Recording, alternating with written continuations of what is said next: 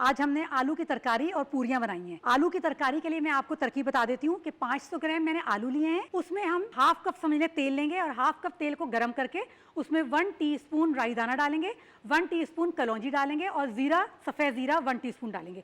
उसको तेल में तलने के बाद हम उसमें आलू मिक्स कर देंगे और आलू को सौते करने के बाद अच्छी तरह से फिर हम उसमें कुटी हुई लाल मिर्च डालेंगे 1 टेबल स्पून, नमक हस्बे जायका डालेंगे और उसमें गरम मसाला हाफ टी स्पून डालेंगे।